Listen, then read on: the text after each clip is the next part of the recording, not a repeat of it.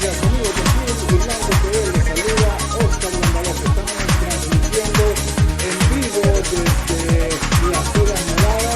Nosotros pues estamos aquí en una edición más de Azul y Blanco TV con Oscar González. Gracias por estar en sintonía de nuestro programa. También lo estamos transmitiendo en vivo a través de nuestra página de Azul y Blanco en YouTube y por supuesto nosotros estamos en las plataformas digitales, en importantes plataformas digitales como Tribuna TV en los Estados Unidos. Gracias por estar con nosotros.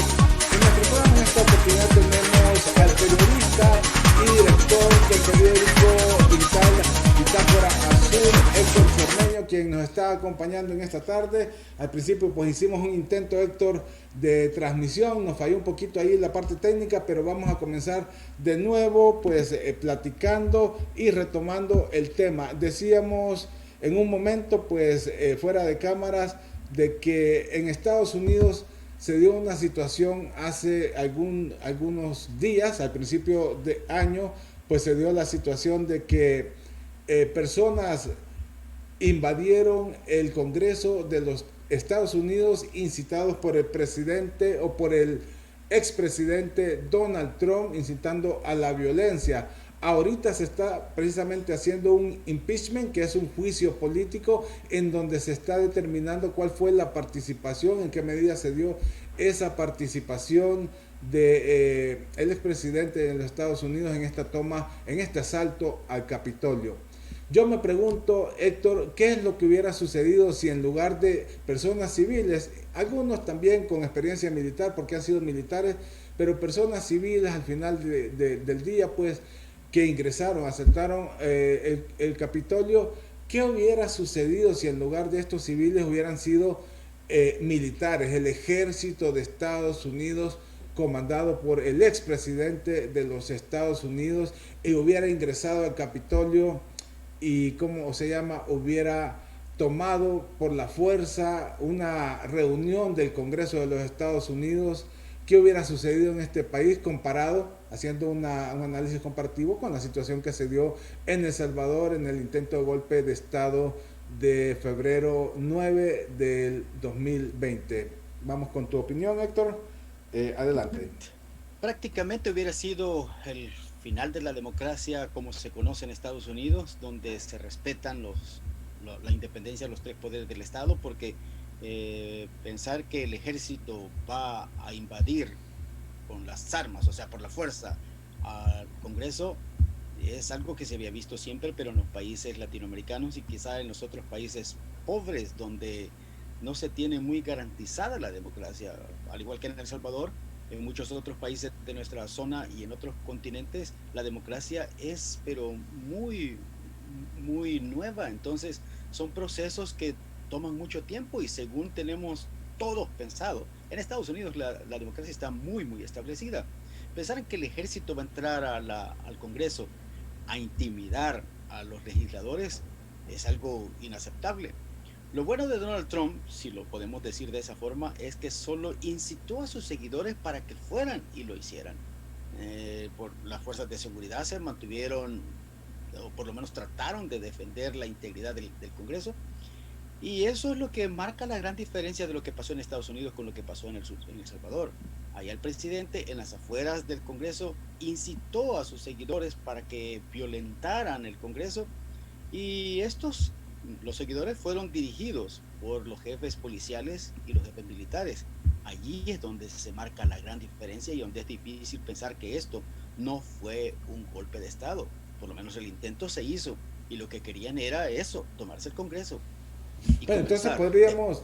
podríamos decir, Héctor, que efectivamente, y así lo catalogaron también muchos países, hicieron un llamado al establecimiento del orden, al establecimiento de la democracia, a respetar todos los procesos democráticos, y hubo una condena mundial porque nosotros vimos en todo el mundo esa condena. Entonces podríamos decir efectivamente que hubo un rompimiento del orden constitucional por parte del presidente de la República el día 9F del año pasado. Exactamente, porque la intolerancia llegó hasta su máximo nivel. Es decir, ustedes me tienen que aprobar este préstamo que solo era de 109 millones, si mal no recuerdo. era muy poco en comparación de lo que la misma asamblea le dio después cuando llegó la emergencia por la pandemia, pero fue como decir, ustedes me lo van a dar porque me lo van a dar, o sea, no hay otra opción, nada de negociar, nada de cabildear, parece que esas cosas quedaron en el pasado y que el presidente, por lo menos en ese momento, y no ha bajado la guardia, insistió en que en el país se hace lo que él dice y si no, se pagan las consecuencias. Recientemente estaba diciendo, no, pero ahora vamos a llegar a la asamblea, vamos a apoderarnos de la asamblea de forma más democrática a través de las elecciones, porque vamos a, según sus palabras, vamos a tener por lo menos 70 diputados en la próxima legislatura. Bueno, pero el 9 de febrero del año pasado quiso hacer lo mismo, pero sin ganar elecciones, sino por la fuerza, con la ayuda de los militares, con la ayuda de la policía. Eso definitivamente puede dársele otro nombre que no sea intento de golpe de Estado.